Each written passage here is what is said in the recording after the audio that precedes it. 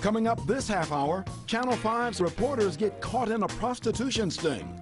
The mayor's hair catches fire. The biggest mall in the world opens in Cleveland and hosts a swimsuit competition. Barry Manilow starts a jam session in the parking lots of Blossom, and a century-old building comes tumbling down on Public Square. It's all that and more coming up next on Video Vault 5.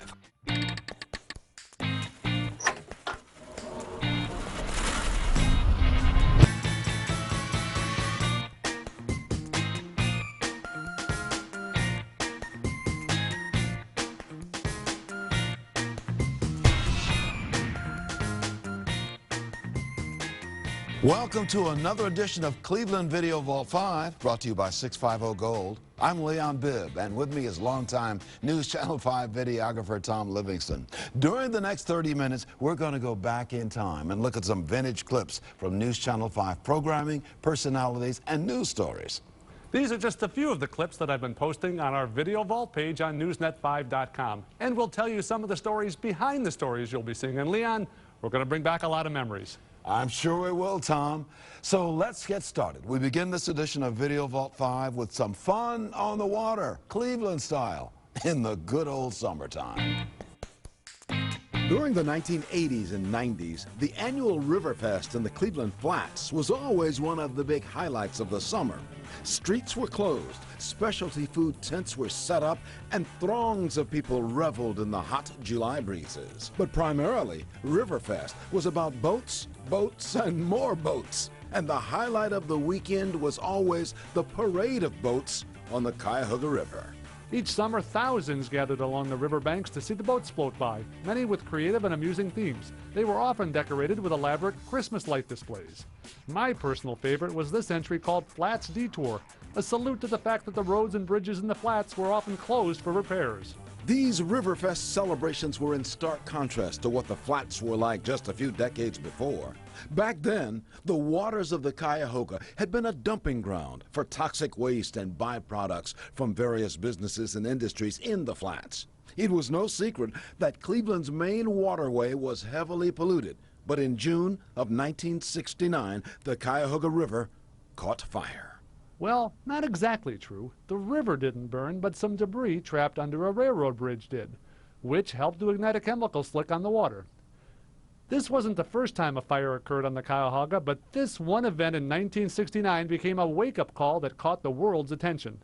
This river fire is considered by many to be the catalyst that kicked off the environmental movement. Fast forward to the summer of 1978. We're on the beaches of Lake Erie, and we've got our radios tuned to Kid Leo on the home of the buzzard, WMMS. Let's go with the hottest thing in town today by far, the Euclid Beach Band, and there's no surf in Cleveland. From the sound, you'd think the Beach Boys were doing this song, but it's really the Euclid Beach Band, a group of musicians who got together to cut this record for a special cause. The proceeds will go to the Red Cross Disaster Relief Fund. Jim Gerard of Scene Magazine and Richard Rising combined for the lyrics, which talk about how Cleveland has plenty to offer, even though there's no surf in Cleveland, USA. Anytime if the Liberty Bell rings your chime, we're all here in Cleveland, Ohio. And let it ride, my brother, don't you know? The single will be released for local airplay this Friday. It will go on sale next week. As I say on Bandstand, it's got a good beat and you can dance to this one. I'll give it a 95. That was some song. Reporter Roger Morris and videographer Brian Archer shot that. And I actually thought when I researched this that it was part of a music video, but it was before MTV. Before MTV, we were rocking and rolling with videos. And they did, as was a news story. Yeah. And funny thing, recently I saw a book in a bookstore that has a cover called Cleveland Rock and Roll Memories.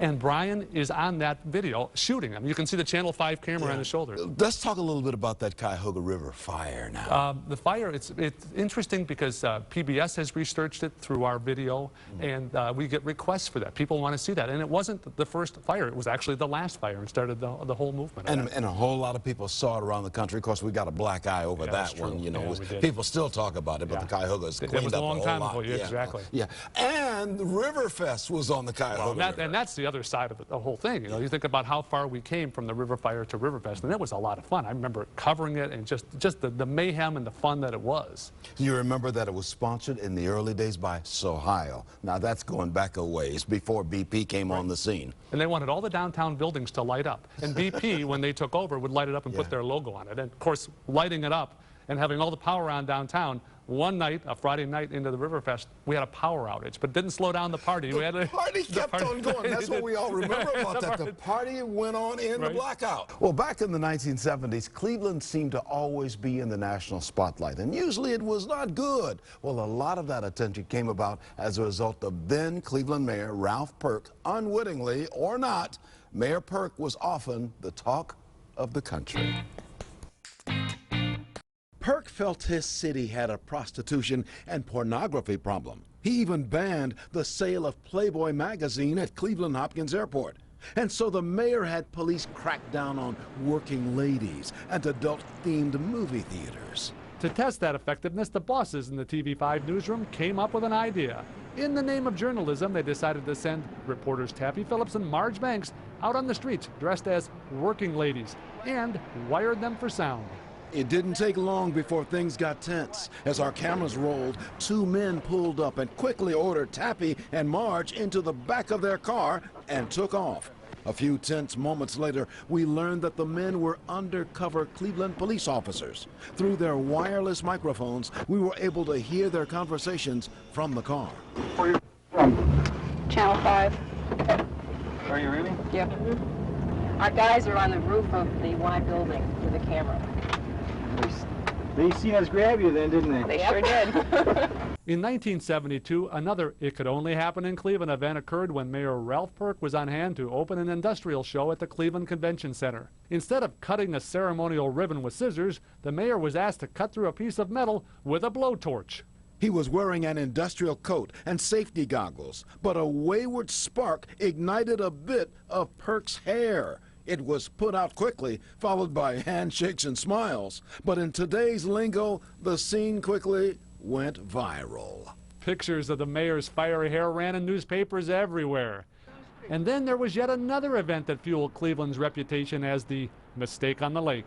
Mayor Perk and his wife had been invited to visit the president at the White House. However, Perk's wife, Lucille, decided to pass on the invitation for a very unexpected reason.